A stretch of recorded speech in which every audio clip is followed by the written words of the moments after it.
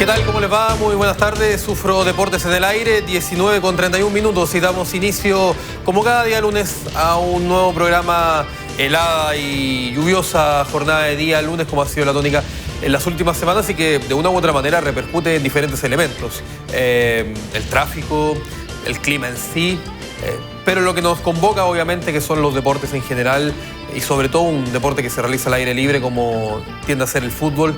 Genera problemas de diferente índole, y uno de ellos es sin duda alguna la cancha del estadio Hermann Becker. Pudimos verlo también la semana pasada en el Cerro Arrebolledo, que llevó a la suspensión del partido entre Ñublense, o mejor dicho Audax Italiano, porque tuvo que arrendar el estadio Audax contra Ñublense.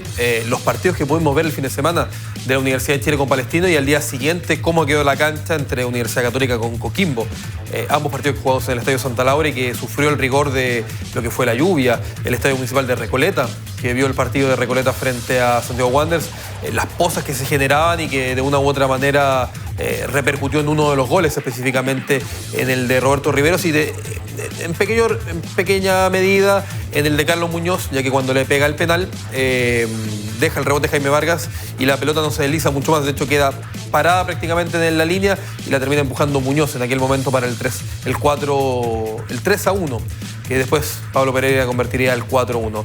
Diferentes estadios, diferentes canchas, y de una u otra manera el Hermann Becker pudo aguantar la lluvia incesante. El drenaje respondió a la expectativa. La cancha no quedó en el mejor de los estados, sabíamos que estaba muy blanda, y la duda es cómo va a quedar ahora para el día jueves, cuando se juegue la final regional zona sur entre Deportes Temuco y la Universidad de Concepción. Una Universidad de Concepción que está jugando ahora 73 minutos de juego, está empatando 1-1 con Santa Cruz. ¿Cuánto de eso va a repercutir precisamente este duelo del día de hoy para el partido del día jueves? Y saludo a don Gustavo Garrido, quien me acompaña de la misma manera que a las 2 de la tarde. Claro. Hoy día estamos juntos nuevamente a las 19:30. Ahora, Gustavo, ¿cómo te va? Buenas tardes. ¿Cómo te va, Francisco? Gusto en saludarte, toda la gente que está en sintonía, por supuesto, hasta ahora, como siempre, como todos los lunes, en el UFRO Deportes Prime. Bueno, decías el tema de la cancha, la de Hermann Becker específicamente, pensando también en lo que va a ser el partido este jueves, porque el margen de recuperación que va a tener el terreno de juego es muy menor, a diferencia de lo que es el resto de estadios de la categoría. Bueno, Santa Laura quizás es el que también sufre más trajín durante la semana, recibiendo partidos de Unión, de Católica, de Universidad de Chile, y se notó durante el fin de semana por la cantidad de agua que había. El concepto, o creo que la clave de lo bien que responde sin duda al Hermann Becker, la cancha me refiero, es el tema del drenaje. Muy positivo en cómo se realiza aquí en el Hermann Becker, cómo responde a, obviamente, lo que es normalmente la ciudad y esta temporada. Un invierno que se extiende por más meses, por lo tanto la lluvia también significa un daño importante al terreno de juego, pero considerar que todas estas, obviamente, condiciones, cómo cae la lluvia también, la cantidad que cayó el otro día durante el partido, sin duda es un aspecto a destacar del Hermann Becker. Ahora, cuando nos íbamos del estadio, claramente se veía dañada. Sabíamos que la cancha iba a estar muy esponjosa. Durante el partido también, cuando iba avanzando los minutos, se notaba justamente un desgaste, cómo se levantaba el barro también, los trozos o pedazos de césped.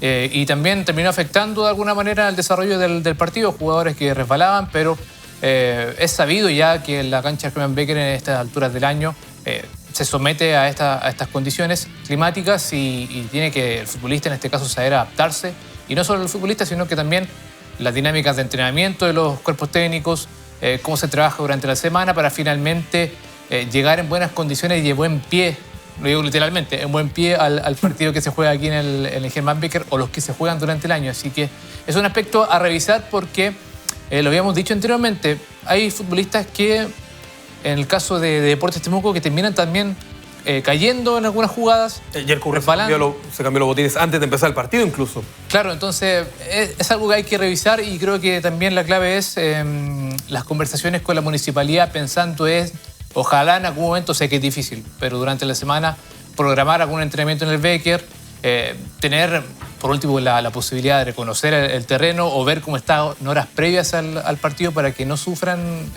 estos aspectos que se dan durante el juego, que debería sin duda afectar mucho más al rival.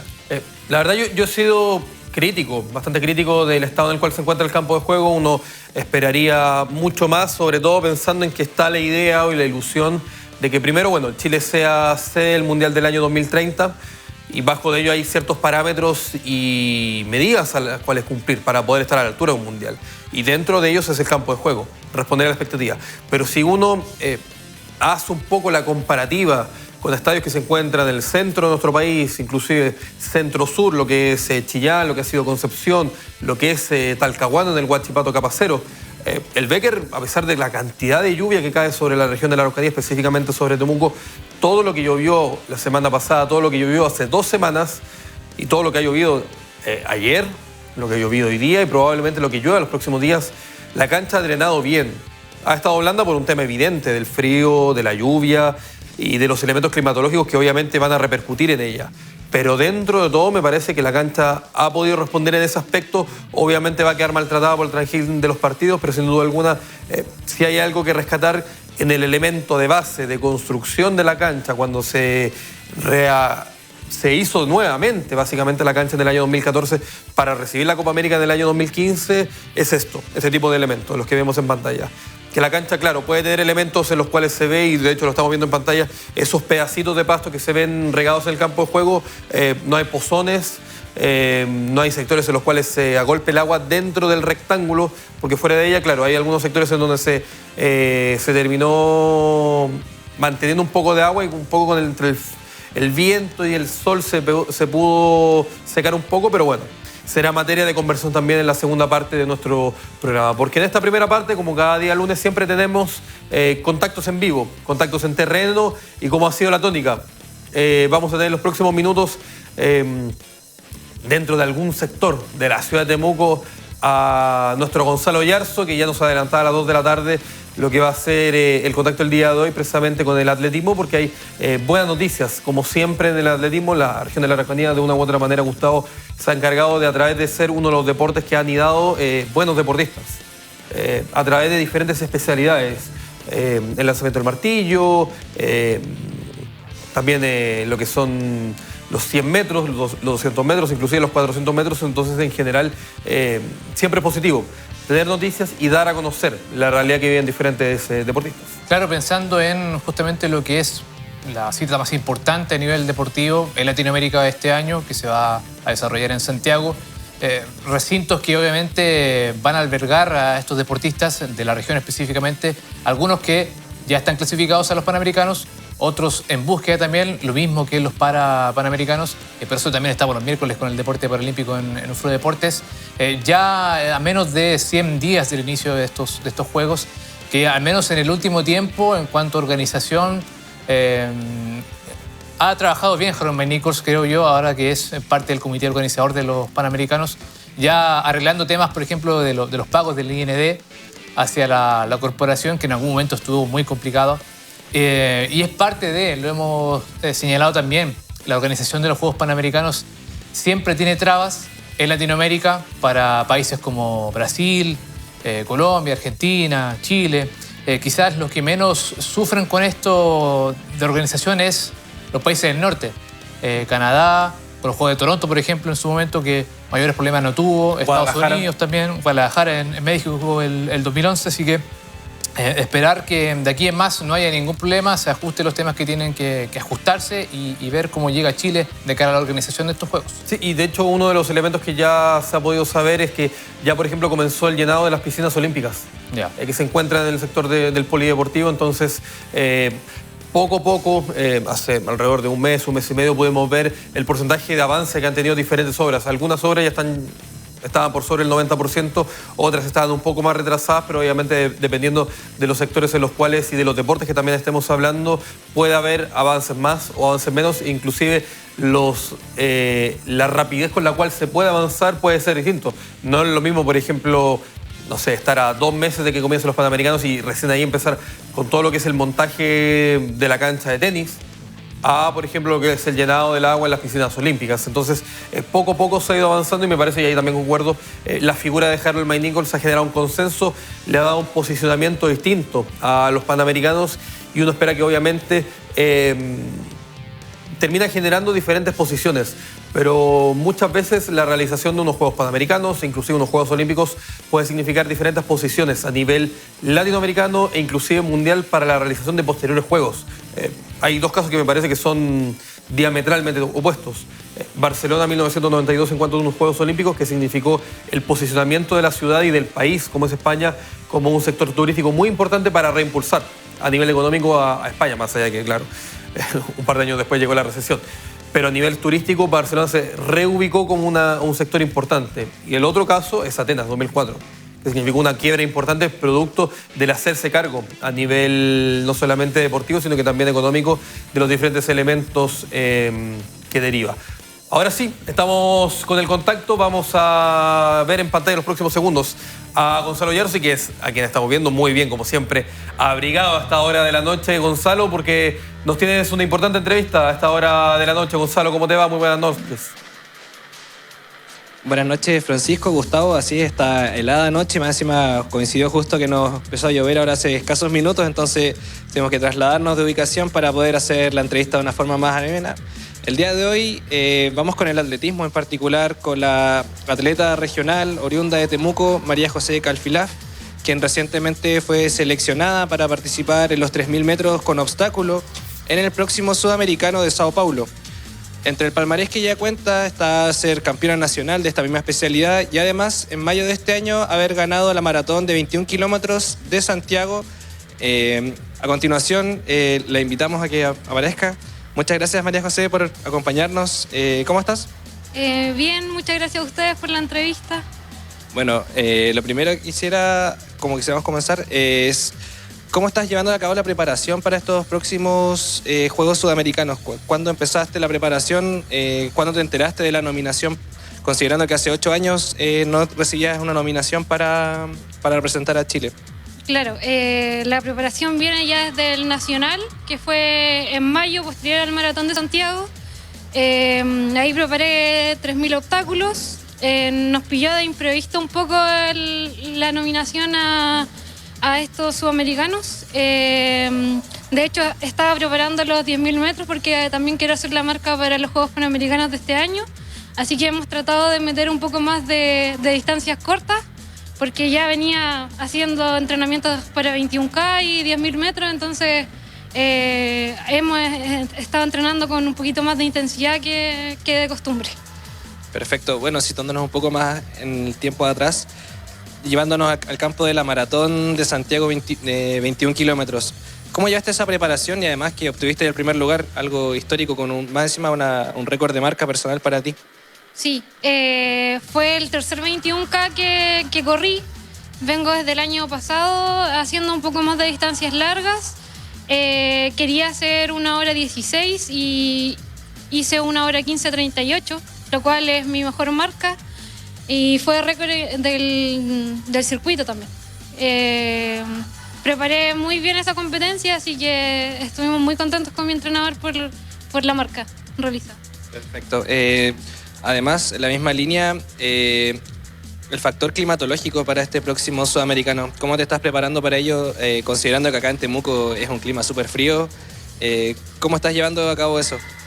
Me ha tocado entrenar con bastante lluvia estos últimos entrenamientos. De hecho, la semana pasada todos los días me llovió. Estuve revisando el tiempo y claramente allá voy a llegar como con 28 grados. Así que a correr solamente, si no se puede preparar de otra forma con el clima que tenemos acá. ¿Y cuándo ya partes para Santiago? ¿Cuál es tu itinerario? ¿Qué día tienes planeado que va a ser la participación? ¿Cómo va a ser ese proceso de selección?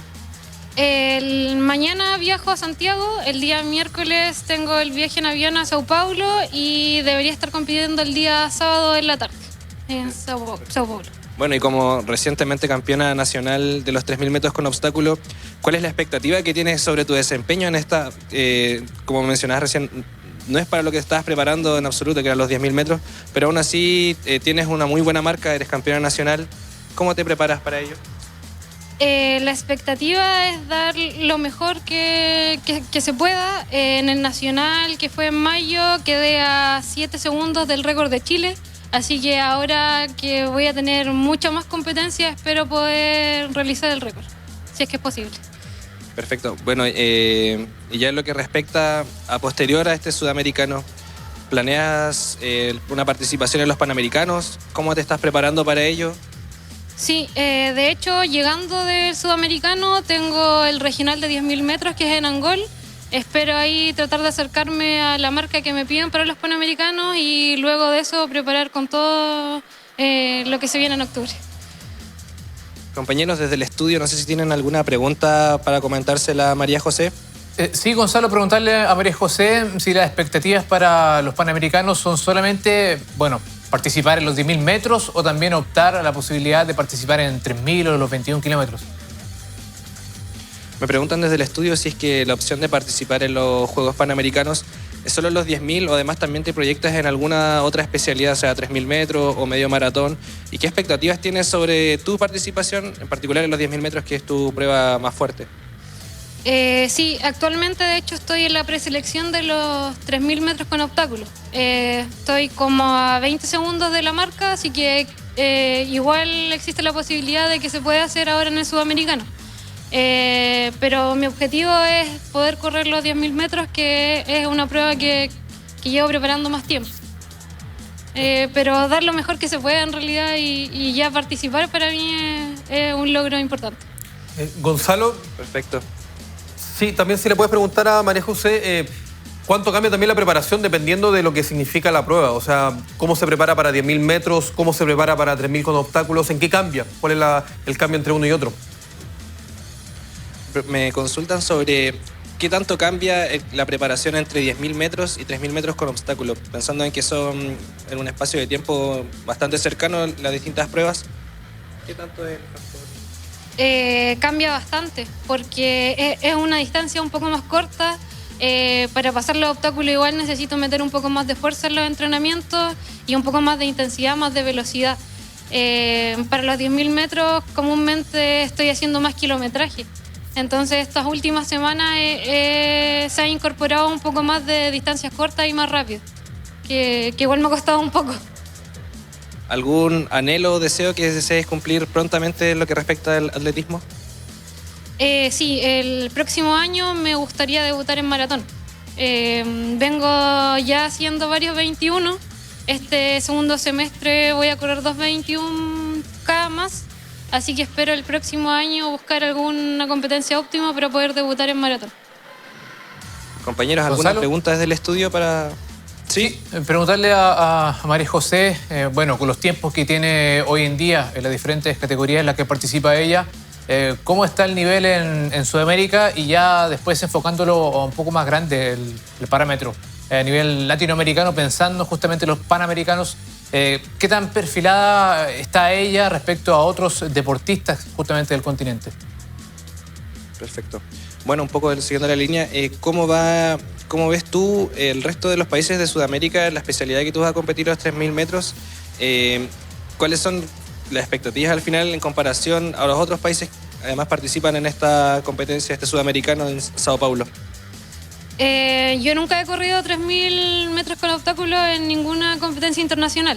Lo único que he podido ver en los rankings sudamericanos, el país que viene fuerte es Brasil, que en realidad se escapa un poco más de lo que tenemos en tiempo. Pero ya después podría ser Perú y Argentina, que también tienen buenas atletas en 3.000 metros con obstáculos. ¿Gonzalo? No sé si es que... ¿Sí? Oigo. Sí, también más o menos como en la misma línea, sobre todo pensando que está solamente a 20 segundos, María José. ¿Cómo se reducen esos 20 segundos para poder clasificar a ya los que son los panamericanos? Me preguntan, ya que estás a 20 segundos de poder ingresar en lo que es la selección para los 3.000 metros, ¿cómo se logra lograr reducir esos 20 segundos con tu entrenamiento? Netamente tratar de competir lo máximo posible. No he corrido muchos 3.000 obstáculos este año. He ido mejorando mis marcas en otras distancias, pero falta correr un poco más de 3.000 metros. Así que espero poder bajar esos 20 segundos que necesito. Gonzalo, ahí María José tiene, sé que es difícil, no sé si lo recordará ella, pero tiene las marcas que que hoy en día tiene las diferentes disciplinas o categorías en las que está participando? La de 3.000, la de 10.000. Me pregunto si es que sabes las marcas que son necesarias en los 3.000 y los 10.000, los números así como exactos o un aproximado. Sí, en 3.000 metros con obstáculos me piden 10 minutos 26 y en los 10.000 metros me piden 34:11. Esas serían las marcas que serían necesarias para lograr el ingreso directo a los Panamericanos Santiago 2023. Perfecto, Gonzalo. Agradecido y, por supuesto, extiéndele las gracias a María José por el tiempo, por la disposición para estar con nosotros. Nos quedamos contigo para lo que es también el informe del básquetbol. Espero que les puedas también dar las gracias a María José por estar con nosotros el día de hoy. Muchísimas gracias por tu tiempo. Igual agradecen del estudio el que hayas podido conversar con nosotros. Desearte el mejor de los éxitos en lo que viene. Así que muchísimas gracias. Muchas gracias a ustedes igual. Saludos a la gente que está en el estudio y eso. Bueno, compañeros, no sé si damos unos minutos para poder hablar de lo que sigue. Sí, un minutito para que te puedas poner también cómodo, Gonzalo, y vamos contigo con lo que es el informe del básquetbol, porque precisamente también en la Liga de Desarrollo tuvo movimientos en la Universidad de la Frontera y también, por supuesto, y ya lo supimos en horas de la tarde, lo que fue la participación de la Universidad de la Frontera en la Liga Nacional de Básquetbol Femenina, que está en los playoffs de básicamente los cuartos de final para poder ver si es que clasifica al Final Four. Se está jugando hasta ahora aún en el Joaquín Muñoz García, están empatando 1-1 Santa Cruz con la Universidad de Concepción. Los goles marcados van en el descuento, prácticamente está próximo a terminar. Ignacio Lemos, los 39, un golazo marcado por Ignacio Lemos desde fuera del área. Y Sebastián Gallegos, en los 54, es el empate transitorio que está teniendo el cuadro de Santa Cruz con la Universidad de Concepción. Lo importante, y te doy paso al tiro, Gustavo, el equipo que tiene en estos momentos la U de Conce está con García en la meta, la línea de 4, y claro, aquí está un poco desordenada, pero se puede ordenar en cierta medida. Sí, aquí la tenemos. Sí. García en portería, como decía Francisco. González, Rodrigo González, lateral derecho. Osvaldo González, el primer central, el equipo de los González, la U de Conce. El segundo central es Gonzalo Lauler y el lateral por izquierda Lucas Molina. El volante central, en el eje, Sebastián Díaz. Los dos internos, Kevin Medel junto a Sebastián Gallegos y 3 en punta. Molina por derecha, Sebastián. En el centro, Matías Donoso y por izquierda, Damián González, el uruguayo. Ahora, pensando en el equipo que pueda presentar el día jueves la U de Conce. Yo creo que lo va a variar un poco. Va a variar bastante, sí. Yo me imagino porque los días de descanso son solamente 2 previo al partido con Deportes Temuco. Aparte de Santa Cruz, tiene que volver a Concepción y de Concepción, no sé si el día del partido o el día previo con Temuco, tiene que viajar también a la región de la Araucanía. Así que el descanso es muy mínimo. Y si uno revise también la última oncena ante Rangers, que presentó lo de Conce en Copa Chile, bueno, igual hay bastantes diferencias. Por ejemplo, tuvo a Sangüesa, José Sangüesa, el portero suplente. No, García. Claro, el lateral por derecho fue Javier Saldías, el primer central fue Sebastián Díaz, el ex Deportes Temuco, el segundo central Pablo Sangüesa, el lateral por izquierdo, ahí repite Lucas Molina, como volante central Rodrigo Riquelme, ya un juvenil sub-21, los dos internos Felipe Orellana, Sebastián Gallegos y los 3 en punta Ibáñez, Ignacio Ibáñez, el ex Unión Española, Maximiliano Pérez y también Joe Pogmix, que no tiene muchos minutos, así que varía bastante. Volvemos con Gonzalo y ahora sí el informe respecto del básquetbol lo vamos a tener en los próximos segundos a nuestro compañero en pantalla para saber lo que también fue la participación de la Universidad de la Frontera en la Liga de Desarrollo. Ahora sí lo tenemos en pantalla. Gonzalo, vamos contigo y todo lo que es el informe también del básquetbol. Así es, vamos, delante comentamos un poco más en profundidad lo que fue el básquetbol femenino, ahora vamos con lo que fue la Liga de Desarrollo, que enfrentó a la Universidad de la Frontera en nuestra casa de estudio, versus la escuadra del Club Deportivo Español, en lo que fue definido por muchos como un partidazo, con bastante tensión en el encuentro, que inclusive se llevó una prórroga, después de que se empatase a 64 en el tiempo regular. Nuevamente después en la prórroga, la escuadra de la Universidad de la Frontera terminó perdiendo por 71-76 versus la escuadra de Osorno, y la antesala prepara lo que va a ser el duelo versus Español de Osorno, esta vez en condición de visitante. Recordar que es al mejor de 3, entonces están obligados a ganar para poder así lograr llevarlo a un tercer partido, que esta vez sí sería en nuestra casa de estudios. En lo que respecta a los jugadores y el resultado de estos, Christopher Oces obtuvo un doble-doble, obteniendo 22 puntos y 10 rebotes. Y además, el dato a añadir es que recibió 15 faltas, lo cual es un número bastante grande para el básquetbol. Y además, el retorno a las canchas de Kevin Enrique, quien estuvo largo tiempo tras una lesión que sufrió, quien obtuvo 9 puntos y 7 rebotes. La Universidad de la Frontera se va a preparar ahora en lo que respecta al tramo físico, y para poder proyectar el próximo viaje que se planea hacer el viernes o sábado. Va a depender de la programación que de la Liga de Desarrollo. Así que esperan poder lograr revertir esta serie que obviamente se les puso cuesta arriba, pues no consideraban lograr perder este primer partido en condición de local, con un estadio que estaba prácticamente bastante repleto. Así que esperan ahora poder lograr no es una hazaña, sino que simplemente lograr imponerse con su juego, que logren tener una tasa de conversión un poco más elevada de la que obtuvieron en el partido anterior, y de esta manera poder llevar el partido a una tercera instancia, que sería en la Universidad de la Frontera, aún por fecha por definir. En cambio, lo que respecta al básquetbol femenino, en la Liga Nacional de Básquetbol Femenino, nuestra casa de estudio enfrentó en condición de visitante a la escuadra de la Escuela Alemana de Payaco. Esto fue el día sábado, en horario de las 18 horas aproximadamente, y además también fue un partido de alta intensidad que la Universidad de la Frontera logró manejar por lo menos 3 de los 4 cuartos. El cuarto fue simplemente, se podría decir, un golpe bastante fuerte para lo que fue la escuadra, porque venían manejando bastante bien el partido, y por temas un poco de ansiedad, un poco de querer terminar el partido rápido, se les fue un poco de las manos y se le impuso la escuadra local por 24-5 en el cuarto, lo cual es casi irremontable. Cuando ya quedaban 3 minutos, ya estaba casi sentenciado el partido. En lo que respecta a las jugadoras, Constanza Artero logró 17 puntos y 4 de ellos fueron mediante triple, de un total de 9 intentos. Y además, la figura del partido fue Constanza Cárdenas, quien obtuvo 12 puntos, 9 rebotes y además de 5 tapones. Un increíble partido si es que se le ve desde lo estadístico, pero que no logró servir para poder conseguir este primer triunfo, que le hubiese permitido llegar con mucha más comodidad a nuestra casa de estudio, al Gimnasio Olímpico.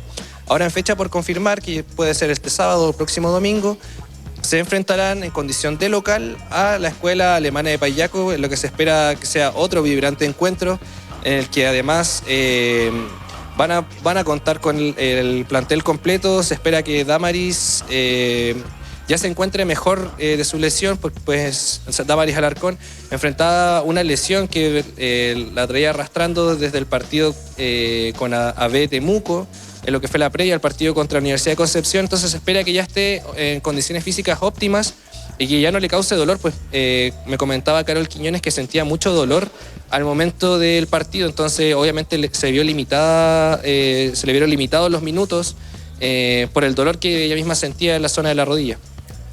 Sí, y la diferencia que se terminan marcando, o sea, a ver, este duelo que, si bien por marcador se ve muy amplio, termina siendo, como tú lo decías, Gonzalo, una situación del último cuarto que saca la diferencia. La Escuela Alemana de Payaco lo termina ganando por 18 puntos, 74-56. Y si uno lo compara con el otro duelo en que enfrentó, en este caso, el primero de la zona C al segundo de la zona D, la U de Conce le ganó 85-36 a CEP Puerto Montt. Diferencias totalmente... diferencias muy grandes que se originan y que de una u otra manera habla de lo competitivo primero que era la zona C y lo distinta que es la zona D. Lo importante ahora es que la UFRO tenga que salir el fin de semana a ganar el partido para forzar el tercer encuentro, que lamentablemente por el tema de la posición de la tabla termina siendo en Payaco. Pero creo que cuenta con herramientas la UFRO para poder remontar el partido, y de una u otra manera hay confianza también en la interna de que se pueda remontar la serie. Totalmente. Como me menciona Francisco, el factor de la cancha igual fue un factor para nuestra casa de estudios. Aún así, llevando bastante público a la UFRO, y vale destacarlo porque había inclusive mayoría de nuestra casa, o sea, hinchas de nuestra casa de estudio en Payaco en condición de visitante, lo cual además igual motiva a las jugadoras. Y el hecho de que la cancha, según la profesora Carol Quiñones, se sentía un poco más pequeña, se sentía un poco más estrecha, ya que el gimnasio igual era un poco más pequeño de lo que están acostumbradas, que es el gimnasio de la Universidad de la Frontera, pero aún así están esperanzadas en este segundo partido en lograr llevarlo a un tercer partido y así poder lograr, ojalá, la clasificación para la siguiente fase de estos playoffs. Gonzalo, te comentó Carol Quiñones por qué se dio esta situación de en el último cuarto la Escuela Alemana Payaco le revertiera el marcador a la Universidad de la Frontera, considerando que al menos uno hace el recuerdo de los partidos anteriores de la UFRO, siempre el problema estaba en el tercer cuarto, momento de marcar diferencia, de alejarse un poco del marcador, pero esta vez terminó siendo el cuarto el más perjudicial para la Universidad de la Frontera. ¿Por qué ocurre esto en este cuarto y por qué, bueno, de alguna forma se superó lo que pasaba en el tercer cuarto, pero terminan cayendo al final? Sí, la profesora Carol me comentó desde el asumir de que la escuadra se apresuró en momentos en que no debía apresurarse y esto obviamente fue gatillando, impactando directamente en lo anímico, en que no empezaba a fallar, no entraron los triples, bandejas que tampoco entraron. Entonces esto influyó, según la profesora, en lo mental del equipo. Y va a preparar esto para poder llegar de la mejor manera y no apresurarse en momentos en los cuales no era necesario apresurarse, teniendo un partido dentro de los límites controlados, no ganando por mucho, pero aún así manteniendo un nivel bastante parejo. Inclusive 3 de los 4 cuartos se fue nuestra casa de estudios arriba en el marcador. Entonces el factor anímico, el factor mental influyó bastante en esta recta final de este partido. Gonzalo, y ahora teniendo, bueno, le pregunto también a Francisco, teniendo la radiografía de los dos equipos, ya habiéndose enfrentado el fin de semana, ¿se puede acceder en esta llave o no? Yo creo que hay posibilidades. De hecho, si uno observa las estadísticas individuales de Payaco y las estadísticas individuales de la Universidad de la Frontera, Payaco concentró mucho el marcador en prácticamente 3 jugadoras. La Universidad de la Frontera de una u otra manera digregó un poco más lo que es los puntos y en ese sentido también, si logra hacer una buena estrategia, obviamente la Universidad de la Frontera, y eso depende netamente de Carol Quiñones, su entrenadora, para poder anular ciertas jugadoras, puede lograr sin duda alguna llevarse la llave. Yo lo comentaba, en la interna las jugadoras tienen la seguridad de que pueden ganar la llave más allá de haber perdido el día sábado. Entienden que el grupo que jugaron primero, el grupo C, era mucho más complejo que el grupo D. Y si bien Escuela Alemana de Payaco ganó los 12 partidos que disputó en su zona, fue por un tema de que quedan las claras. O sea, el que quedó segundo, que era C Puerto Montt, perdió por más de 50 puntos con la Universidad de Concepción, y la Universidad de la Frontera con la Universidad de Concepción perdió allá por 5 puntos y acá ganó por 1.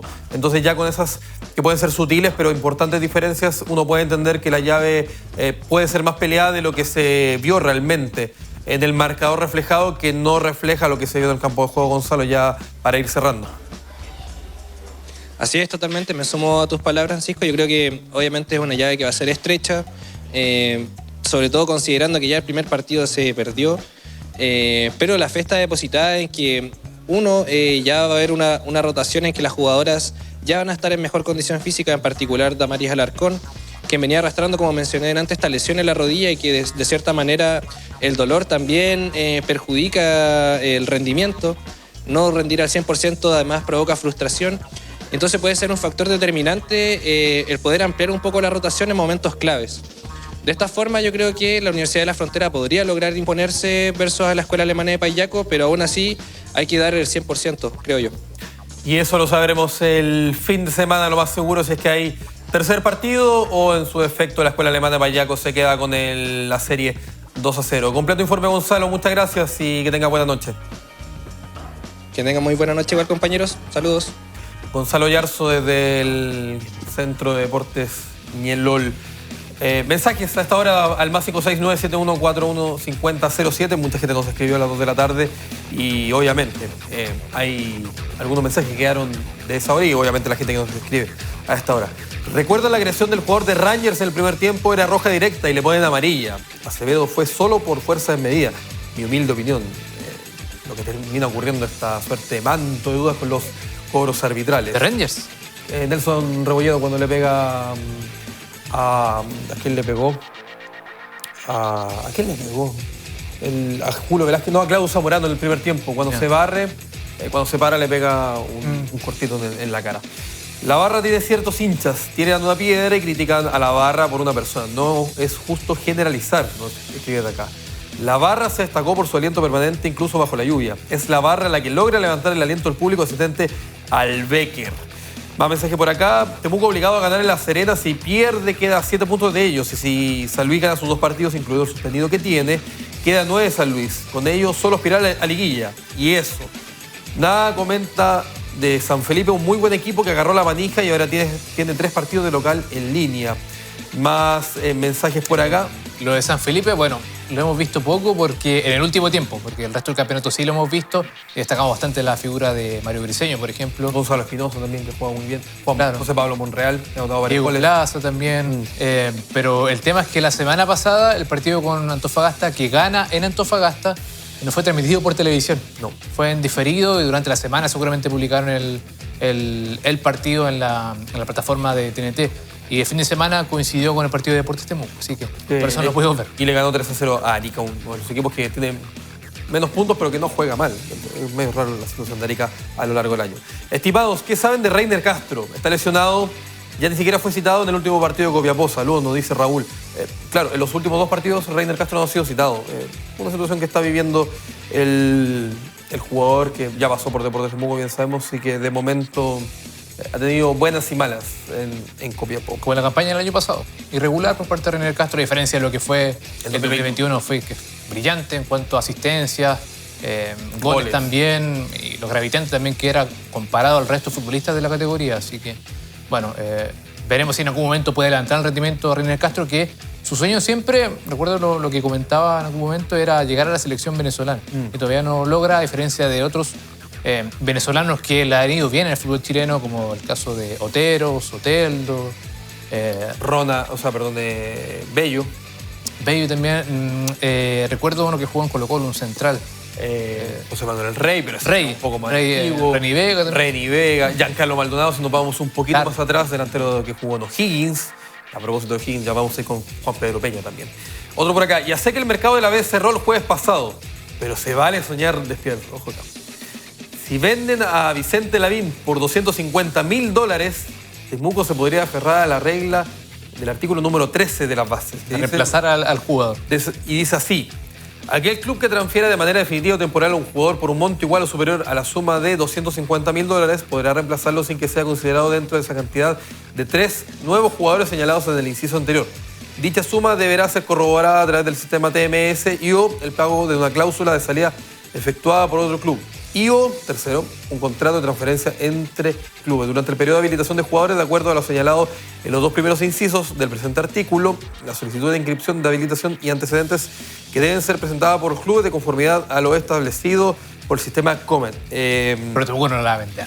No creo que lo venda. Y quiero ser, yo entiendo que está la posibilidad, está la normativa y todo, pero veo casi imposible que Curicó pague $250.000 por un jugador joven. No los paga ni por jugadores de mayor renombre. E inclusive, el año pasado Curicó estuvo suspendido y no pudo contratar en la segunda rueda debido a que tuvo una infracción en el fair play financiero. Gastó más de lo que podía, de lo que percibía. Entonces, veo muy difícil que por esa suma, a lo menos, quieran comprar o se genere la venta de Vicente Lavín, más allá de que, claro, se puede soñar despierto. Al menos en el fútbol chileno, en este mercado de pases igual se ha visto cierta austeridad por parte de los clubes pensando en reforzar cada una de las plantillas.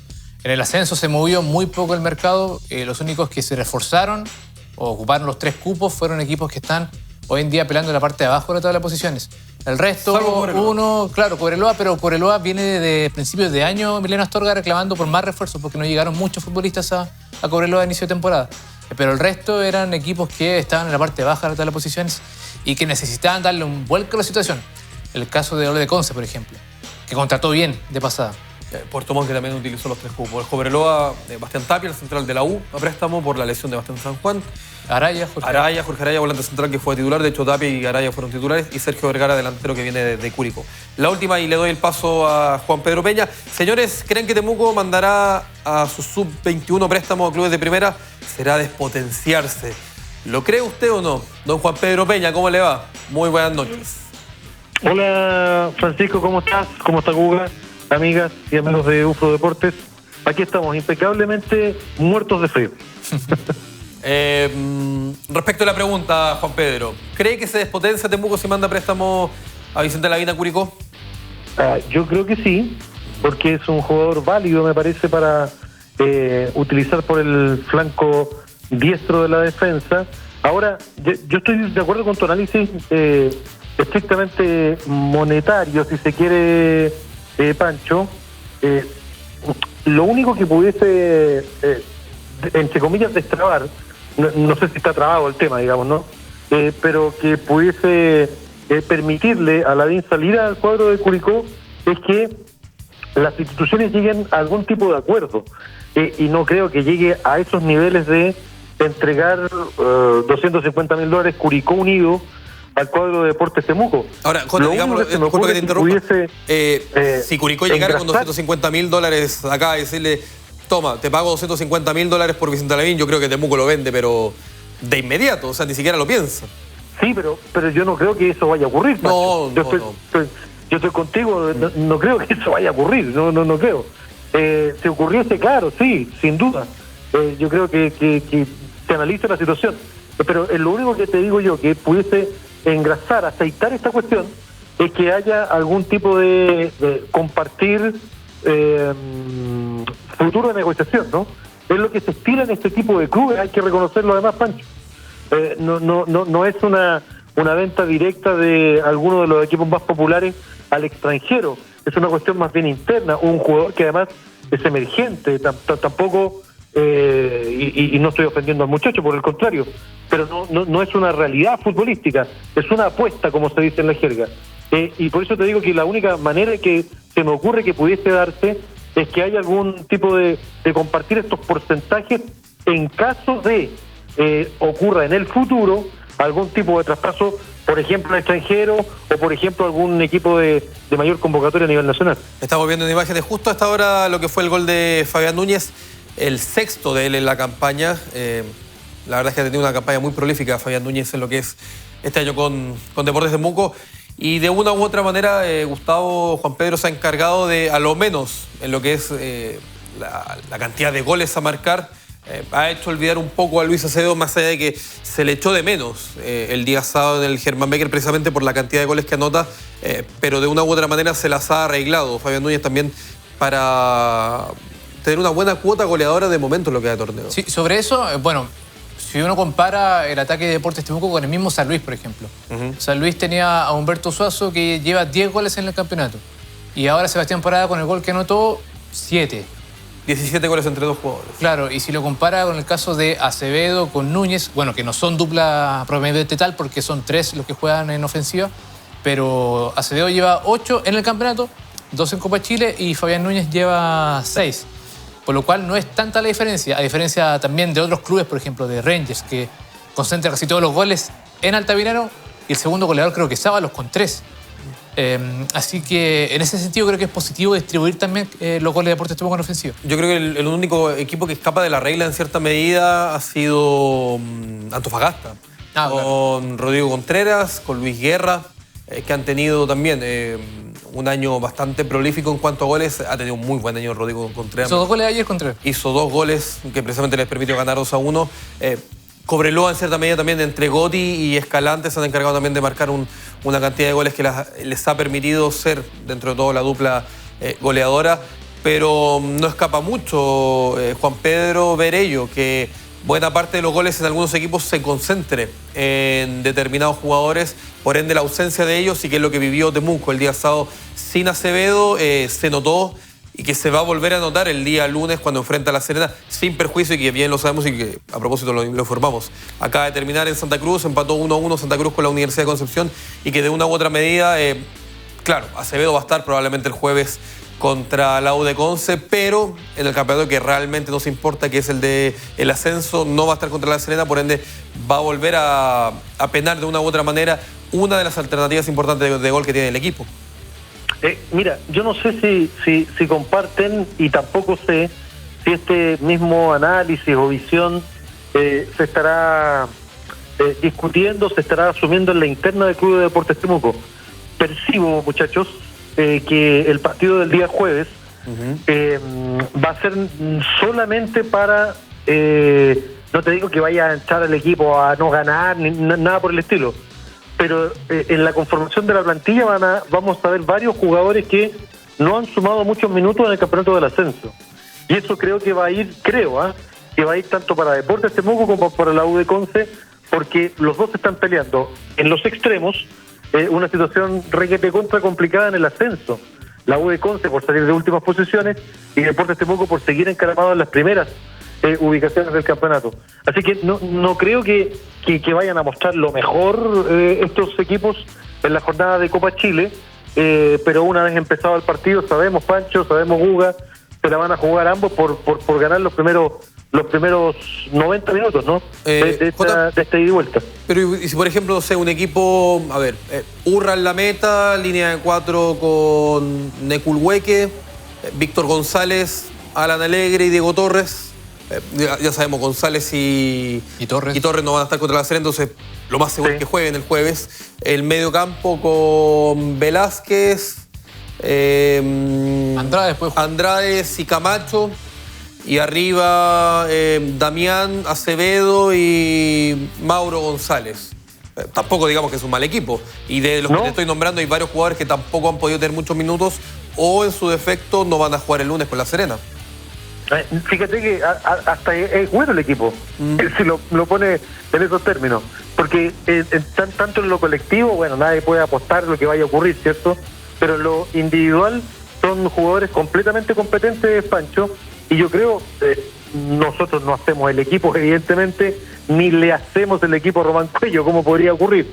Pero en la especulación, Pancho, esa oncena que tú acabas de dar, fíjate que yo la firmo, es perfectamente posible, perfectamente probable, pero desconociendo, yo te lo digo de manera personal, desconociendo qué se esté pensando en la interna del cuadro de Deportes Temuco, pero si uno se la juega, Pancho, Guga, al decir de que la prioridad no es el partido del jueves, en términos de la planificación y de lo mejor, yo creo que no es muy difícil achuntarle a eso, ¿no? Apuntarle efectivamente que vaya a ocurrir una cosa así en la jornada del jueves. Sí, Gustavo, y también ocurre una situación interesante porque de una u otra manera se genera una situación de polos. Por un lado todos pensamos, bueno, Temuco debe guardar jugadores porque juega el lunes con La Serena, la Copa Chile no es tan importante, pero si lo vemos en el otro lado, que es el rival que va a tener Deportes Temuco, que es la U de Conce, la U de Conce está en una situación igual, a ver, tiene plantel corto, porque claro, tuvo que utilizar los 3 cubos para robustecer un poco más la plantilla y acaba de empatar, pero está a 2 puntos del descenso. Entonces tampoco digamos que está en una posición tan cómoda para poder decir, bueno, podemos salir a jugar con equipo titular y lo utilizamos para poder enfocarnos en la Copa Chile. Están jugando el descenso, entonces de una u otra manera, si juegas el lunes de visita, juegas el jueves de nuevo de visita, o sea, tienes un periodo de tiempo para poder descansar súper poco. ¿Cuántos titulares realmente va a poder usar Miguel Ramírez? A ver, en el caso de Deportes Temuco, bueno, está dándole vuelta al asunto también, está ese enfoque, el hecho de que estás en un momento crucial de la temporada. ¿Por qué? Porque enfrentaste a San Luis, que hoy en día es el líder, y vas a enfrentar a alguien que también es un potencial líder en el campeonato, que es La Serena, en un periodo de 7 días. Y entre medio tienes este partido por Copa Chile. Obviamente, los periodos de recuperación se acotan muchísimo. Pero también está el hecho en el caso de Copa Chile, de que tienes una posibilidad importante pensando en que, y lo hacíamos la pregunta el otro día, si es que Temuco en algún momento de su historia había llegado tan arriba en Copa Chile. Está la posibilidad de llegar a semifinales. Entonces, llegar y no darle esa prioridad a ese torneo me hace un poco de ruido también. Es complejo, Jota, porque una buena llave, no solamente en esta con la U de Conce, sino que eventualmente si clasificas una semifinal también haces un buen papel, y ya analizando lo que es el plantel, que de una u otra manera puedes hacerlo, el análisis, tienes para, no sé si pelear los dos torneos, pero sí poder colocar un equipo súper competente en Copa Chile sin dejar despotenciado o cansado al equipo del ascenso. Entonces, ¿cómo se analiza también en la interna? Porque de una u otra manera también el hambre termina creciendo cuando te encuentras cerca de un objetivo que no deja de ser. O sea, Temuco nunca ha ganado una Copa de Primera División, claro. Temuco nunca ha ganado la Copa Chile. Entonces, quedar en una posición igual incómoda del aspecto de, bueno, estamos cerca de poder lograr ese objetivo también. ¿Qué hacemos? ¿Le damos íntegra prioridad al ascenso? ¿Podemos jugar un par de cartas en la Copa Chile? Yo no me pierdo y creo no estar tan alejado a la realidad interna del cuadro de Deportes Temuco, Pancho, que la prioridad, así lo voy a decir, la prioridad no es la Copa Chile. La prioridad es el ascenso, es el torneo del ascenso. Con esto no quiero decir de que el partido del jueves está perdido, que entra... No, simplemente que la prioridad no es Copa Chile. Por supuesto que van a querer ganar el jueves, por supuesto que van a querer pasar la llave, pero la prioridad es otra cosa, es el tema del ascenso. Esa es mi convicción absolutamente, muchachos. Ahora lo de Conce, sí, lo que comentabas hace un rato, Pancho, para ellos sin duda la prioridad es salvarse del descenso. No tiene un plan tan largo inclusive. Claro, eso le puede beneficiar a Deportes Temuco y repasábamos la oncena de lo de Conce hace un rato en Copa Chile y también se despotencia bastante pensando en el partido del jueves. Y sumarle el plus que recién terminó su partido por el campeonato y tiene 2 días de recuperación. Juan Pedro, sobre el partido, como para ir ahí ya cerrando lo que fue el partido con San Luis, no te lo íbamos a preguntar la tarde, pero para ti fue polémico el arbitraje pensando en... Y también te pregunto, ¿fueron los penales o no? Los dos de Estigarribia y también la expulsión de Víctor González, ¿para ti fueron o no? Me pareció uno de ellos penal en beneficio de Deportes Temuco. ¿Cuál? El de la mano, el que lo afirma Moiragui, ¿no? Fue este, ¿no? Viveros afirma Estigarribia. Ese me pareció penal, digamos, cobrable absolutamente. Pero también está el tema de la mano, Gustavo. Tú hacías el resumen. A ver, si la pregunta de fondo es, más allá del detalle de jugada 2, A, B o Z, si los árbitros quieren perjudicar a Deportes Temuco, me parece que no. Yo no acostumbro a adherir a estas teorías conspirativas, muchachos. Esa es la verdad. Porque los árbitros se están equivocando para todos lados. De hecho, ¿qué podría decir Unión Española, no? Con lo que ocurrió frente a Everton. Y sacó un comunicado inclusive la Unión Española en la tarde. Sí, claro. Con toda justeza se deben sentir perjudicados. Los árbitros entiendo que fueron de alguna manera castigados, no van a ser nominados para la siguiente ronda. Con VAR. Podía dar... Las sospechas van a existir siempre. Más aún con todo lo que se viene comentando públicamente a raíz de reportajes televisivos que involucran a estos, siempre decimos lo mismo, ¿no? Dirigentes, propietarios, representantes. Todos en una misma persona, o en algunas pocas. Da para sospechas, pero de verdad, si tú me preguntas que el partido, el de frente a San Luis, es sospechoso, que quisieron perjudicar a Deportes Temuco, no, los hechos de verdad que a mí no me calzan, más allá de que los árbitros están en un mal nivel y que se están equivocando groseramente, creo yo, para todos lados. Ya vamos cerrando el programa de Juan Pedro y obviamente también hay que hablar de la actualidad. Trabajó hoy día en la mañana de Deportes Temuco, trabajó en la tarde, uno entiende que el día domingo tuvo libre. ¿Cómo fue el retorno a los entrenamientos? ¿Qué se sabe del equipo en general? Y ahora, a la vuelta de la esquina, el día jueves, tiene un duelo contra la U de Conce. Hubo práctica en la mañana en el complejo de Deportes Temuco. Una buena noticia a propósito de todo lo que estamos hablando, no hay lesionados en el conjunto albiverde, salvo el caso de Joaquín López, que tú sabes que está en recuperación después de su operación al hombro, pero todos los demás están en óptimas condiciones. Hubo fútbol hoy día, pero fútbol de lo que se acostumbra después de un partido. Los que menos minutos tuvieron, o que incluso no estuvieron citados, son los que enfrentan a la serie juvenil o sub-20 del cuadro de Deportes Temuco. Eso ocurrió hoy día. Vuelve a los entrenamientos mañana por la mañana, también siempre en el complejo del cuadro de Deportes Temuco, pensando ya en el partido de el jueves por Copa Chile frente a la Universidad de Concepción. Si hay algún tipo de señal, Pancho, es dable preguntarse, ¿no? Algún tipo de señal por parte del cuerpo técnico en el sentido de cómo va a alinear el día jueves, ninguna. Solo las primeras señales van a ocurrir mañana en la práctica del cuadro de Deportes Temuco. Te subrayo, no hay lesionados, lo cual yo creo que ayuda a Román Cuello y compañía. Siempre será una buena noticia que cuente con plantel completo Román Cuello, y Joaquín López ya la próxima semana está con el alta deportiva. De hecho, ya está entrenando con sus compañeros en gimnasio. Solamente le resta un par de detalles para volver a poder hacer fútbol y ser alternativa también para Román Cuello. Muchas gracias, Juan Pedro. Que tenga buena noche. Buenas noches. Solo una cápita. Me comentan que volvió, lo están viendo bien futbolísticamente y, como se dice en la jerga, más maduro desde el punto de vista futbolístico, a Diego Sobarzo. Ya se integró, está trabajando como lateral izquierdo. No nos olvidemos, el ex Provincial Osorno estaba a préstamo en el equipo del Ragüe y lo pidió Deportes Temuco precisamente por una especie de agregar elementos a la plantilla de esta temporada. Sí, un jugador polivalente precisamente porque jugó también de volante central en Provincial Osorno, así que puede cumplir 2 posiciones y te suma minutos sub-21. Muchas gracias, Juan Pedro, que tenga buena noche. Abrazo, Guga, abrazo, Pacho, que esté muy bien. Estábamos con Juan Pedro Peña, nosotros casi nos estamos retirando. Dentro de las informaciones que se entregaron ahora en la tarde, Nicolás Núñez terminó siendo confirmado como director técnico de la Universidad Católica tras la salida de Ariel Holland. De hecho, lo estamos viendo precisamente en pantalla haciendo la franja que normalmente hace la gente hincha de la Universidad Católica, él formado en la Universidad Católica, así que conoce lo que es estar ahí. Se había hablado en su momento que podía llegar a Deportes Temuco. Era difícil igual. Era difícil, era complejo y sobre todo teniendo una oferta como esta, así imposible el poder contar con él. Y cuando se da la salida también de Juan José Rivera, resultaba que Nicolás Núñez estaba recién en su viaje o iniciando su viaje a Europa.